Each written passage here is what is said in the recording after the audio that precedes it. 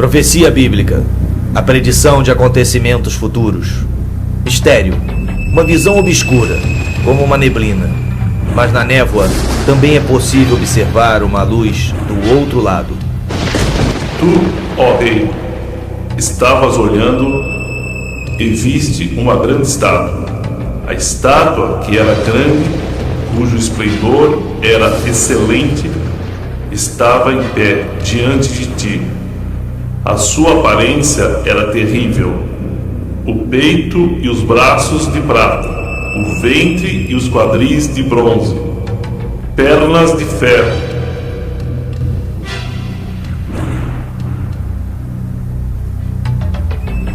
Estavas vendo isto quando uma pedra foi cortada sem auxílio de mãos. Este é o sonho e também a sua interpretação. Diremos ao rei. E para onde caminha a tecnologia? Será que o microchip resolverá os problemas do mundo e dará a todos mais tempo para gozarem a vida? Ou estará abrindo caminho para os olhos sempre vigilantes do Big Brother?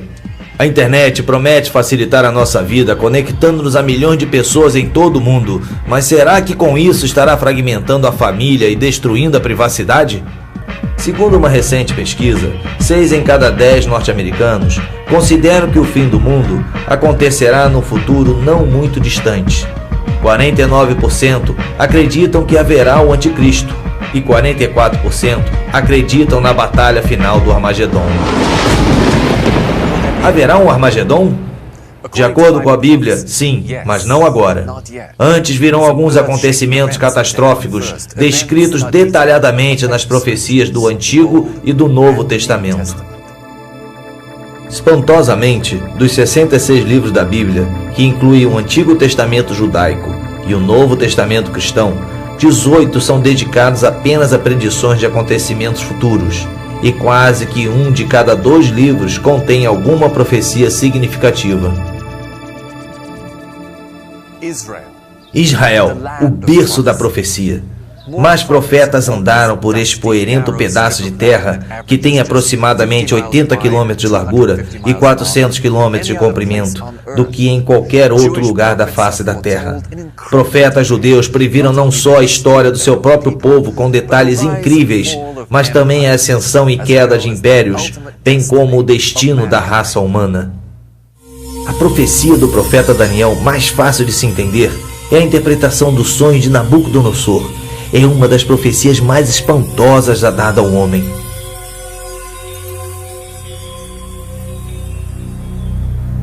O rei sonhou com uma grande imagem cuja cabeça era de ouro, o peito e os braços de prata, o ventre e os quadris de bronze, as pernas de ferro, os pés eram parte de ferro e parte de barro.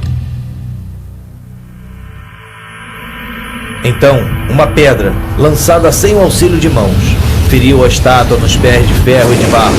A imagem desmoronou e foi levada pelo vento. Mas a pedra que feriu a imagem tornou-se uma grande montanha e encheu toda a terra. Nesta visão espantosa, cada parte da imagem simboliza um diferente império que Deus predisse que iria governar o mundo. O próprio Daniel disse ao rei Nabucodonosor: Tu és a cabeça de ouro.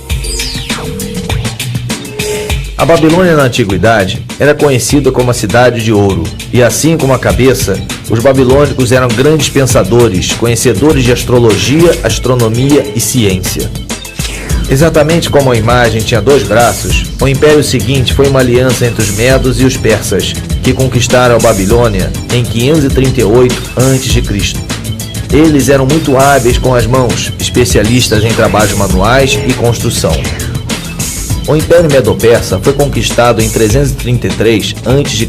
pela Grécia, e Deus comparou ao ventre da imagem. O povo grego era hedonista, sempre em busca do prazer, simbolizado aqui pelo ventre e os desejos da carne. Roma foi o império seguinte, simbolizado pelas 2 pernas de ferro da imagem. Foi o mais forte de todos, governando o mundo com mão de ferro. Assim como as duas pernas, era dividido no Império Ocidental e no Oriental. E também como as duas pernas, os romanos marchavam bastante. As pernas eram a parte mais longa do corpo. E de todos os impérios mundiais, Roma foi o que governou por mais tempo, quase 1000 anos. Desde então, o mundo tem estado dividido em vários outros impérios, mas nenhum forte o suficiente para governar o mundo inteiro.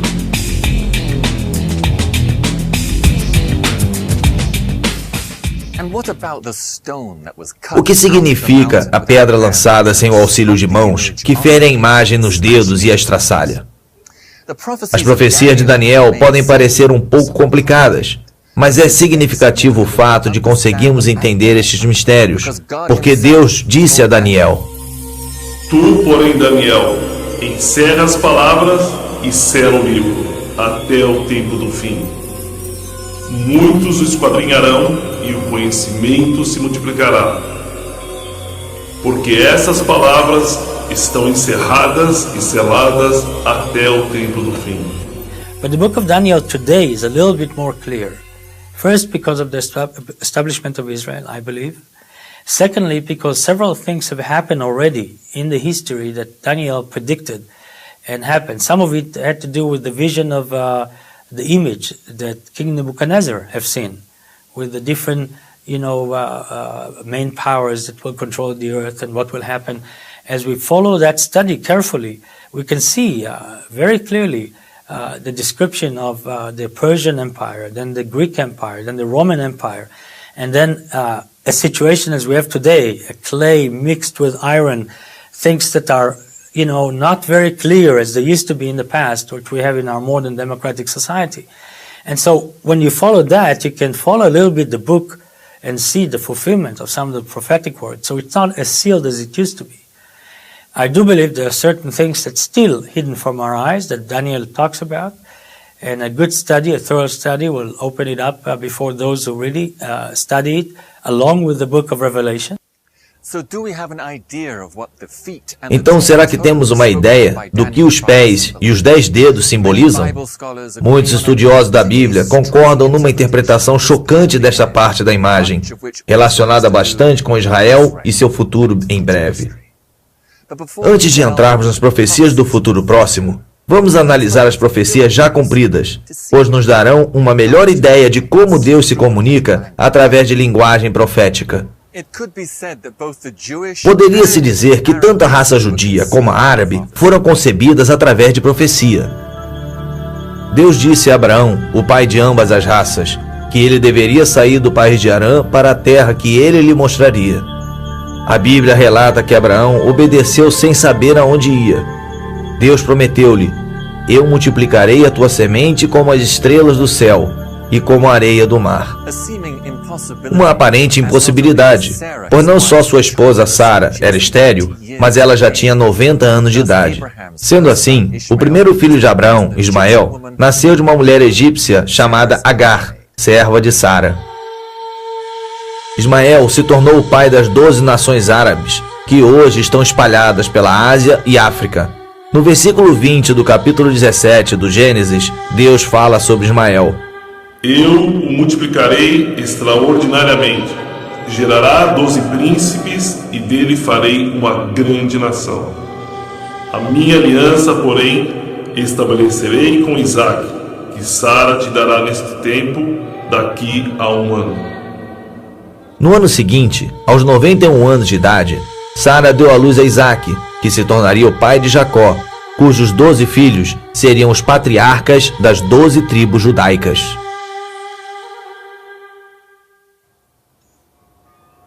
Se você visse um mapa interativo de Israel, poderia clicar sobre qualquer cidade ou vista histórica e o encontraria como parte integral de alguma profecia já cumprida, sendo cumprida ou a se cumprir.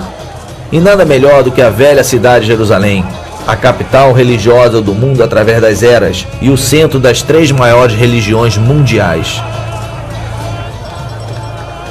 Esta é a Porta de Sião, situada na cidade de Jerusalém e construída por Davi, o menino pastor que tornou-se rei. Davi amava muito Sião, e os seus famosos salmos estão repletos de menções poéticas e proféticas sobre esse lugar.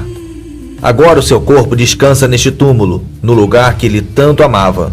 O Monte Sião originalmente significava a cidade de Davi. Durante uma época foi a parte mais importante de Jerusalém, mas hoje é um campo de cultivo, um cumprimento da profecia de Miqueias. Sião será lavrado como um campo. Depois da morte de Davi, seu filho Salomão construiu o primeiro templo judaico no alto do Monte Moriá, o local onde Abraão ia sacrificar Isaque, seu filho, obedecendo ao que Deus lhe dissera. A partir de então, o Monte Moriá tornou-se Sião, o mais importante de todos os lugares sagrados para os profetas judeus daquela época. O primeiro templo, edificado pelo rei Salomão, foi destruído em 586 a.C. pelo exército babilônico do rei Nabucodonosor. Reconstruído em 516 a.C., o segundo templo permaneceu em pé por 656 anos, até ser destruído pelos romanos em 70 d.C., um cumprimento da profecia dada por Jesus. Pouco antes de sua morte, ele disse aos seus discípulos: Vês esses grandes edifícios, não ficará pedra sobre pedra que não seja derrubada. Jesus predisse que o templo seria derrubado pedra por pedra. Isso foi cumprido literalmente 40 anos mais tarde pelo exército romano do imperador Vespasiano, sob o comando do general Tito.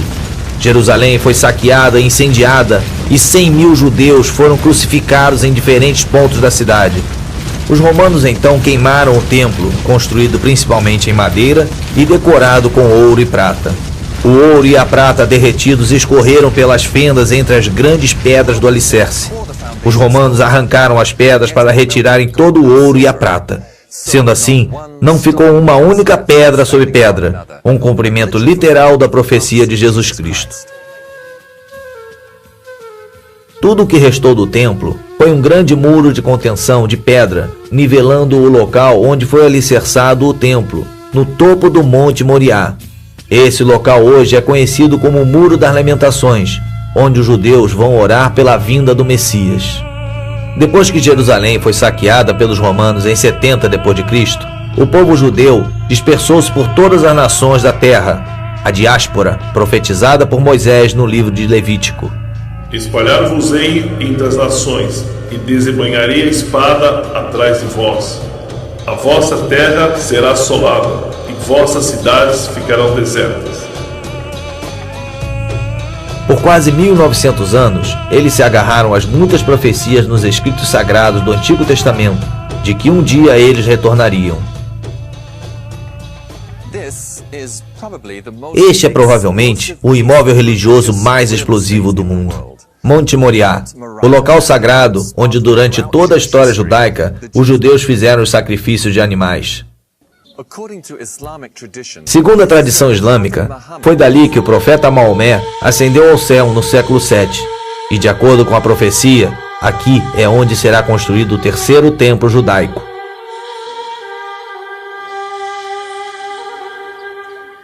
Esta é a Mesquita de Omar e o lugar de adoração mais santo do islamismo, construída em 600 d.C. É também chamado de Cúpula da Rocha, porque ali dentro encontra-se a pedra sobre a qual Abraão ia sacrificar seu filho Isaque.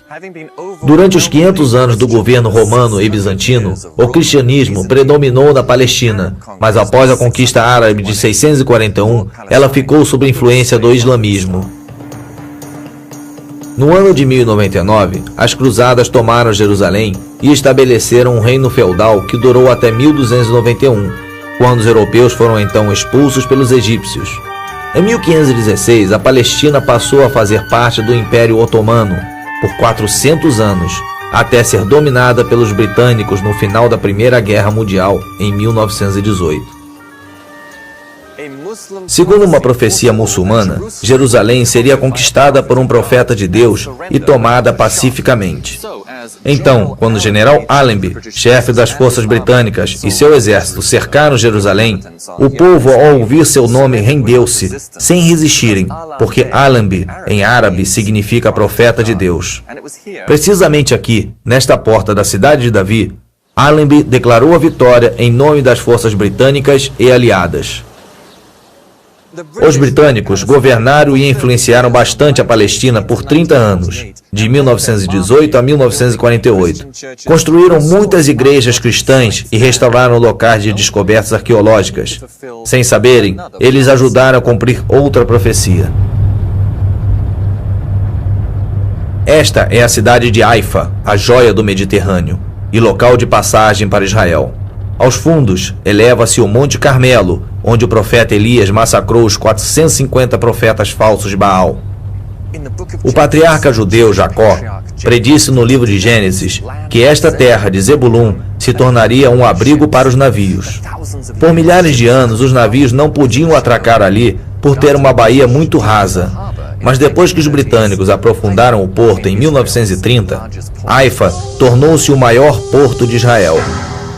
No dia 14 de maio de 1948, Israel voltou a ser uma nação, o cumprimento de numerosas profecias do Antigo Testamento, uma das quais diz: levantará o estandarte para as nações, ajuntará os desenterrados de Israel e os dispersos de Judá, recolherá desde os quatro confins da terra. A formação do Estado de Israel é muito significativa tanto para os judeus como para os cristãos. One major sign that I personally believe that is an indicator to the fact that we are whether the threshold or already at the beginning of the end time is the establishment of the modern state of Israel. Here is a phenomena that have been predicted in the Word hundreds of times. The Old Testament is full of prophetic word about the restoration of Israel. Ao mesmo tempo que os cristãos buscam sinais indicadores da volta de Jesus, os judeus buscam sinais da vinda do Messias. Há muitos judeus ortodoxos ensinam que o mundo duraria por 6.000 anos antes do Messias vir, e com ele a raça humana passaria por um período de 1.000 anos de paz, já que Deus criou o mundo em 6 dias, de acordo com Gênesis 1:31, e descansou no 7º dia, de acordo com Gênesis 2:2. Eles interpretam que a história mundial atingiria o seu clímax dentro desse parâmetro também. The first 2,000 is until Abraham. When Abraham was 52 years old was the first 2,000. Then he had a covenant with God that will be his God and will give him the land. The second 2,000, the middle 2,000 was from between 2 to 4 is the 2,000 where the prophecies are being written. The Bible and all, the entire Bible. The last 2,000 is from the destruction of the second temple. It comes, by the way, by the dot to the year. Another time we have to explain that. So the last 2,000 is the 2,000 of the era of Mashiach. Eles citam o Salmo 94, que diz: porque 1.000 anos ao teu lado são como ontem quando passam. Da mesma maneira, o cristão considera a segunda epístola de Pedro, capítulo 3, versículo 8, que diz: há todavia uma coisa, amados, que não deveis esquecer, que para o Senhor um dia é como 1.000 anos, e 1.000 anos é como um dia. Creation, 6th day of creation. The 7th day is the last 1,000, is the day of God, kingdom is totally revealed in the world. A reconstrução do Templo de Salomão, no monte, é de tal importância para os judeus que há séculos eles oram por isso e encerram toda a cerimônia de casamento quebrando um copo para lembrar os convidados da destruição do templo. A construção do terceiro templo está muito além da fase de planejamento.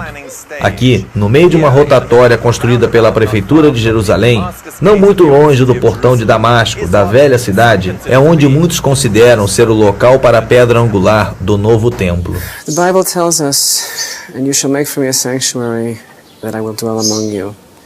So that's really the comprehensive commandments regarding the construction of the temple. And then there are many other commandments as well. The commandments really can be fulfilled today in a number of ways, kind of in absentia, or maybe kind of in a piecemeal fashion, in view of the impediment towards actually building the temple until such time as is more fitting.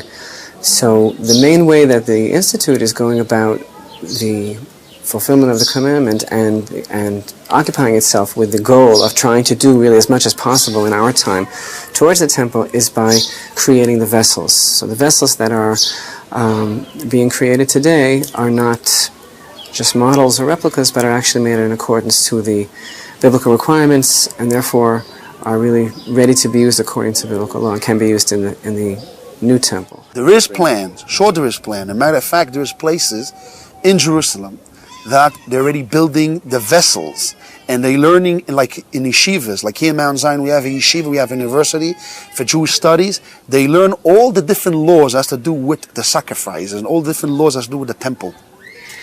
And they're preparing themselves, if they're priests, they come from the tribe of Levites, so then they prepare themselves to be ready, and all this come to unfold, they'll be ready to serve God in the temple.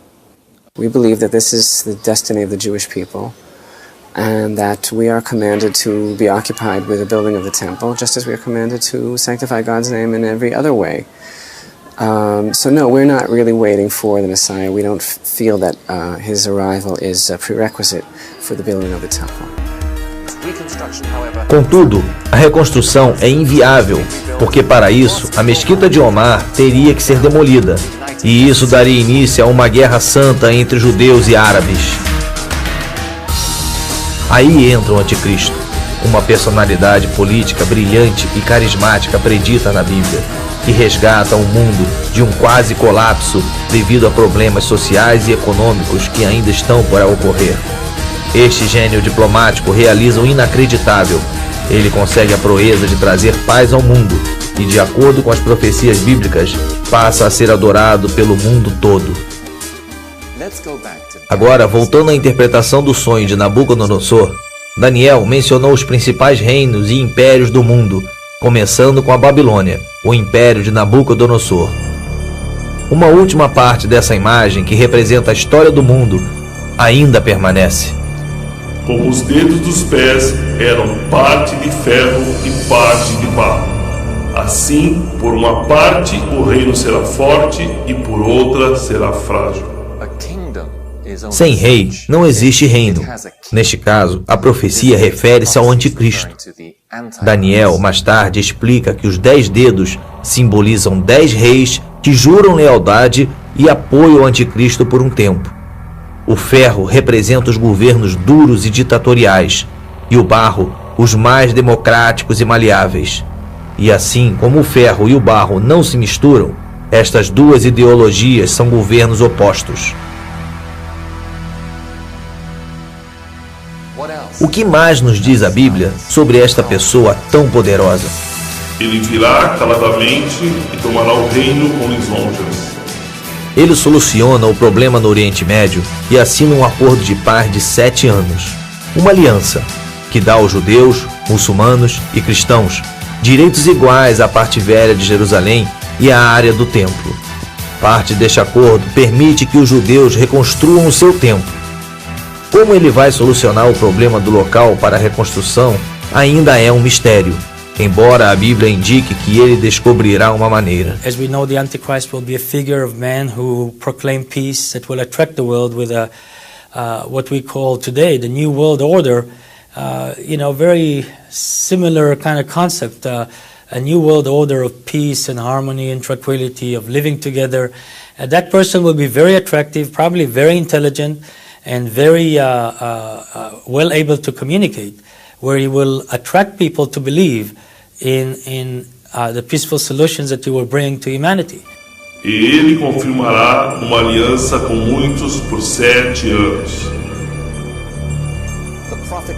O profeta Daniel diz que o anticristo trabalhará enganosamente e usa a palavra vil para descrevê-lo.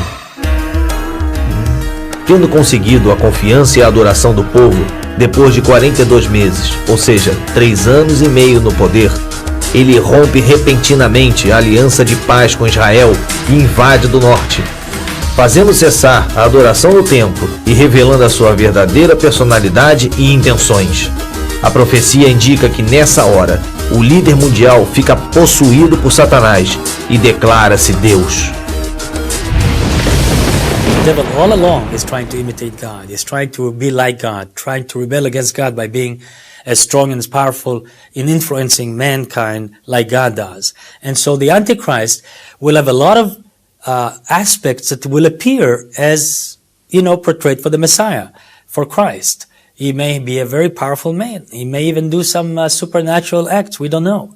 May have some power given to him by the devil that will create some supernatural manifestations. Yes, I do believe people will confuse him with Christ, and those that are not deeply engaged with relationship with God and understand the Word of God good today may fall into that deception.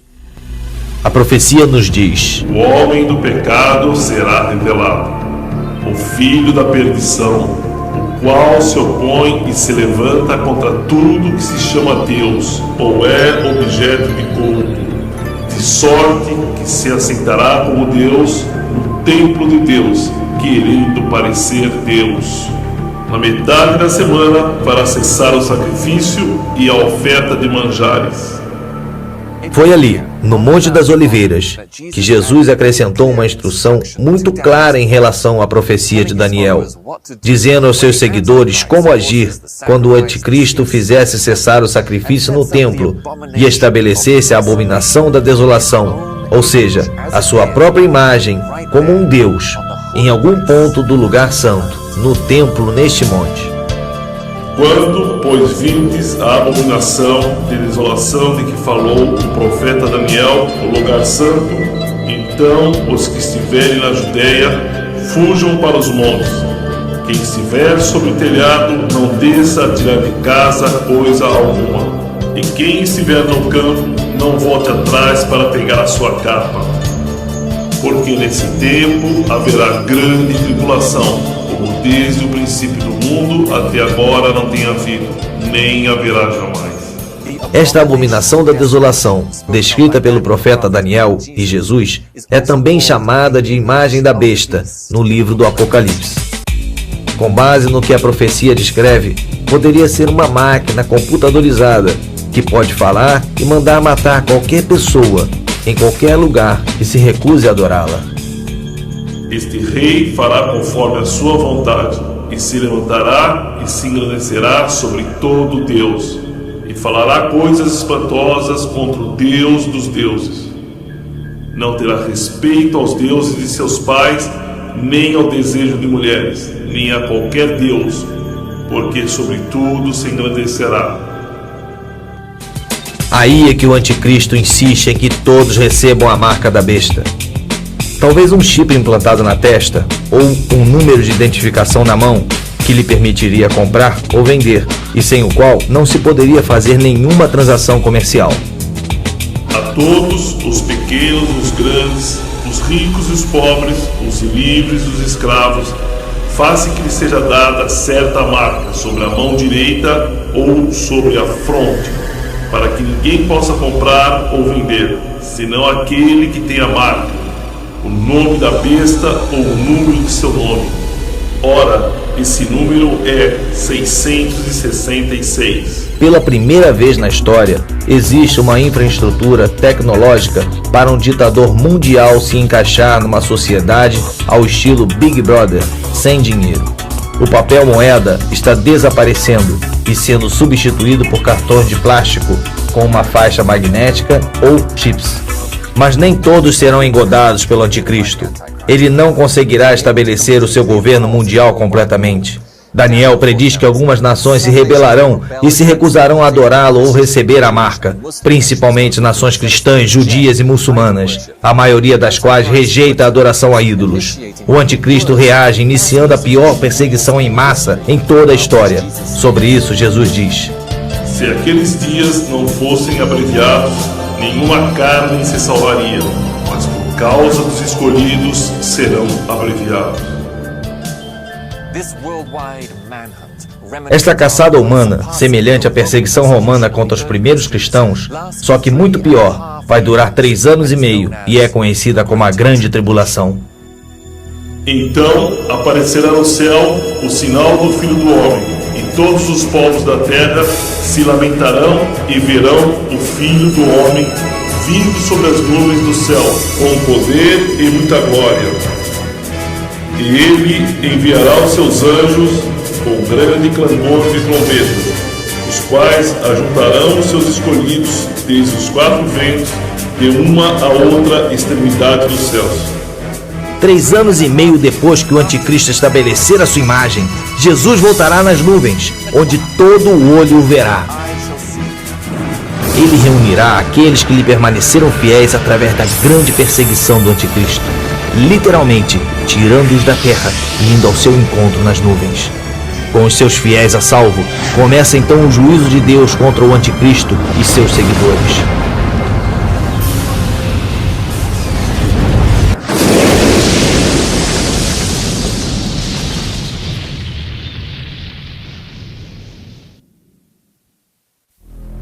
Então ouvi, vinda do templo, uma grande voz que dizia aos 7 anjos: Ide e derramai sobre a terra as 7 taças da ira de Deus.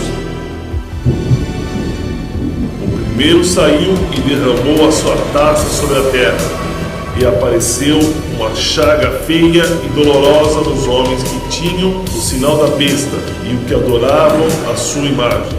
O segundo anjo derramou a sua taça no mar, que se tornou em sangue como de um morto, e morreram todos os seres viventes que estavam no mar. O terceiro anjo derramou a sua taça nos rios e nas fontes das águas, que se tornaram em sangue. O quarto anjo derramou a sua taça sobre o sol, e foi-lhe permitido que abraçasse os homens com fogo. Os homens foram abrasados com grande calor, blasfemaram contra o nome de Deus, que tem poder sobre essas pragas, mas não se arrependeram para lhe darem a glória. O quinto anjo derramou a sua taça sobre o trono da besta, e o seu reino se fez tenebroso.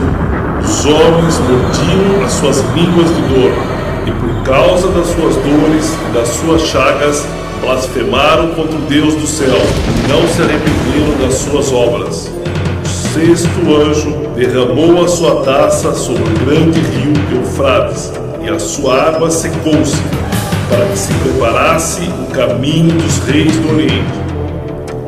Então os ajuntaram no lugar que em hebraico se chama Armagedon.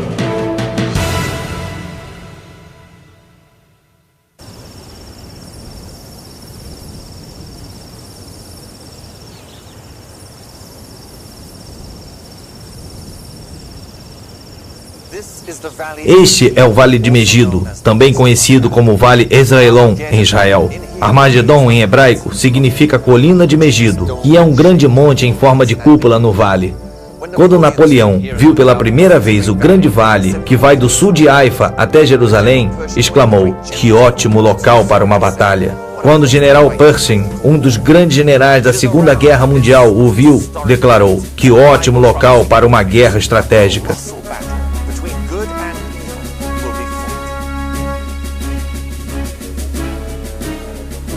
É ao redor deste monte histórico que a profecia bíblica indica que será travada uma batalha colossal entre o bem e o mal.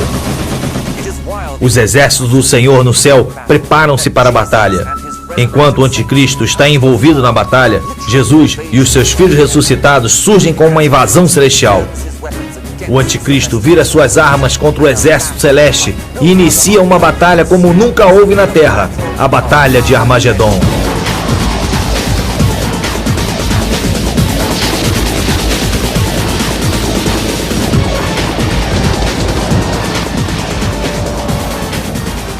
Durante essa batalha, as orações daqueles que por muito tempo clamaram por justiça são respondidas, pois esgota-se a paciência de Deus com os caminhos perversos do homem. Já se ouve a gritaria da multidão sobre os montes, semelhante a de um grande povo, a voz do rebuliço, de reinos e de nações já congregados. O Senhor dos exércitos passa em revista o exército para a guerra. Já vem de uma terra distante, desde a extremidade do céu, o Senhor e os instrumentos da sua indignação para destruir toda aquela terra. Farei cessar a arrogância dos atrevidos e abaterei a soberba dos cruéis.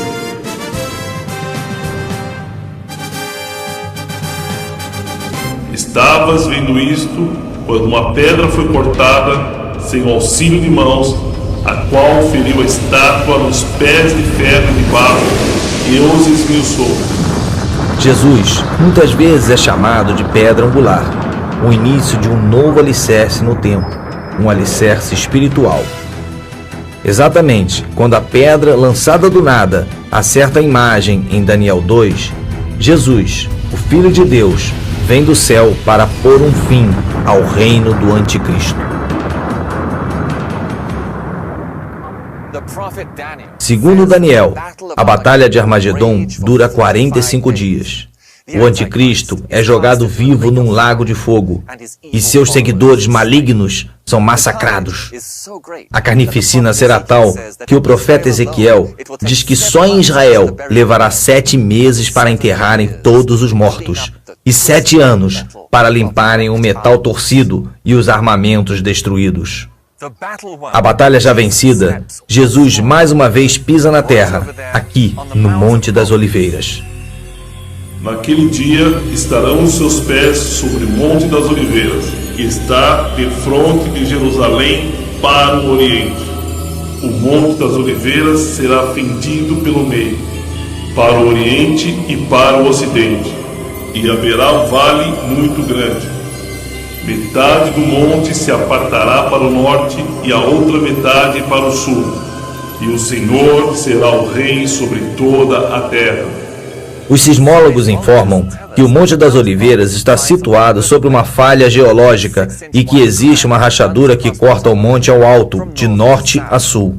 When we look at Mount of Olives, which is right not far away from where we're sitting right now, we can see that the literal fulfillment of this verse can very easily happen. One thing we do know is that Christ will come physically. His appearance is very important because it says the eyes of men will behold him. There's also going to be a supernatural manifestations all over. The whole earth at one minute will see him. And so there would be some kind of a supernatural phenomena from the heavenlies that will attract the entire attention of the earth. It has to be. And then those who will live around here, specifically this verse is for them, they probably will see some manifestations on the Mount of Olives and Christ that are different than if I look today at Mount of Olives and see the mountain sitting there in its tranquility and, peaceful fashion. I'm sure it will be different then. There will be a lot of commotion. There will be a lot of supernatural manifestations that God will reveal himself through Christ, and Christ himself will come and will land, I believe, right on the Mount of Olives. And then, of course, we have there a large graveyard right now of many people, even David's tomb and others that believe that because Christ or the Messiah, the Jewish people, even non-Christians, believe the same way, that when Christ or the Messiah will come, those will be the first to be resurrected because they are buried in Mount of Olives or close to the Mount of Olives. And so again, there will be a lot of the resurrection part. There will be the commotion of his arrival. There may be the split of the mountain. All the functions of the heavenlies, sun, moons, and stars will take different shape. And so we are expecting real dramatic moments around here. Esta é a porta dourada, por onde Jesus passou na última vez que entrou em Jerusalém, quando o povo clamou: Hosana, Hosana ao filho de Davi. E o receberam e aclamaram como um rei. Agora está todo murado, como podem ver. Dizem que um dos governantes muçulmanos de Israel lembrou-se da profecia de Maomé no Alcorão, que diz que quando Jesus voltar, ele entrará por essa porta para tomar a cidade de Jerusalém e reinar como Rei dos Reis. Temerosos com a possibilidade de Jesus tomar o seu trono, ele construiu um muro e fechou o portão para tentar impedi-lo de entrar. Fazendo isso, ele cumpriu a profecia de Ezequiel. Esse portão será fechado e não se abrirá, e nenhum homem passará por ele, porque o Senhor, o Deus de Israel, por ele passou. Portanto, será fechado. E o que pensar da última parte da profecia, no livro de Daniel, depois que a pedra derruba a imagem? Então foi juntamente esmiuçado o ferro, o barro, o bronze, a prata e o ouro, os quais se fizeram como a palha das eiras no estio, e o vento os levou, e não se achou lugar algum para eles. Mas a pedra que feriu a estátua se fez um grande monte e encheu toda a terra. Esmiuçará e consumirá todos esses reinos, e será estabelecido para sempre. Esta pedra, atingindo a imagem, significa o fim dos reinos do homem e seu governo na terra. Compare esta pedra com os versículos seguintes e a interpretação fica bem clara. Virão muitos povos e dirão: vinde, subamos ao monte do Senhor, a casa de Deus de Jacó. Ele nos ensinará o que concerne aos seus caminhos, para que andemos nas suas veredas. De Sião sairá a lei, e de Jerusalém a palavra do Senhor. Finalmente o mundo será governado com equidade, verdadeira justiça, com liberdade, paz, abundância e felicidade para todos. Deixará de reinar a cruel e egoísta filosofia que dá o mundo aos mais fortes. Não haverá mais corrupção, vícios, crime, suborno ou injustiça. Jesus e seus anjos e os seus seguidores ressuscitados estabelecerão o seu justo governo com justiça de verdade para todos. Ele exercerá o seu juízo entre as nações e repreenderá a muitos povos. Estes converterão as suas espadas em arados e suas lanças em podadeiras. Não levantará espada nação contra nação, nem aprenderão mais a guerra. Já quebrou o Senhor o bastão dos ímpios e o cedro dos dominadores. Já descansa, está sossegada toda a terra. Exclamam todos com júbilo. Milênio é uma palavra que vem do latim e que significa 1000 anos. Tem sido usada por estudantes de profecia bíblica para denominar esse período incrível, essa era dourada de paz na terra. Durante o milênio, enquanto o anticristo é jogado no lago de fogo, o diabo que o havia possuído é acorrentado e aprisionado no centro da terra, no abismo sem fundo. Com o diabo fora de cena e a terra aliviada de muitas maldições, o mundo voltará ao que era na época de Adão e Eva no paraíso. Águas arrebentarão no deserto e ribeiros no ermo. A terra se transformará em lagos e a terra sedenta em mananciais de águas. A terra assolada se lavrará. Dirão: esta terra desolada ficou como o jardim de Éden. First of all, we know that the devil and everything that he represents, which is, the negative, the ugly, the difficult part of humanity, will be taken out, will be locked, will be away from the experience, day-to-day experiences of mankind. The second thing that we know is that God would dwell with men again. It gives me back the picture of Garden of Eden. God was walking in the garden. Adam and Eve are there. It was a natural relationship between them. It wasn't like today you have to go somewhere, to the ends of the earth to go to a revival where people say the Spirit of God is moving and, you need to go to Toronto, you need to go to different places to get that spiritual. It was natural experience for Adam and Eve to have God, involved in their life. I think it will be the same in the millennium. God will be part of our life in all the aspects of our life, and it will not be something religious. It will be natural. It will be a beautiful relationship of love and harmony between man and God. Brincará a criança de peito sobre a toca da áspide, e já o desmamado meterá a mão na cova do basilisco. Morará o lobo com o cordeiro, o leopardo com o cabrito se deitará. A vaca e a ursa pastarão juntas. Seus filhos juntos se deitarão, e o leão comerá palha como boi. Humanity will not be an enemy to each other. A lion and a lamb cannot dwell together today. But also in Yugoslavia, for example, the Serb and the Albanians cannot live together, and in Turkey, the Kurdistan people and the Turkish cannot live together, and in Israel, the Arabs and the Jews cannot live together. In other words, the same picture that we see of the animal world, that this violent action for survival and all this aggression between certain groups of animals to others, we see that in humanity in a different way. Since in the millennium, the whole concept of humanity will be different. There will be love, harmony, hate will be gone, and all the negative effect of the devil influence of our life and our flesh and all that stuff will not be the prevalent thing, but the spiritual aspect of God and our positive aspect of our characters will be the things that will really be the strongest emphasis in the millennium. I think also nature will behave in the same way. I think God will change the shape, the heart of animals. And I think there will be provision for a lion to eat without a need to destroy or to kill a lamb. And I think also their nature will be changed because God will touch the entire creation. And in the millennium, everything will be under God and with God. And I believe also you'll see that it will affect the animals, it will affect the birds, it will affect every creature on the face of earth for 1,000 years. Não se fará mal nem dano algum em todo o monte da minha santidade, pois a terra se encherá do conhecimento do Senhor, como as águas cobrem o mar.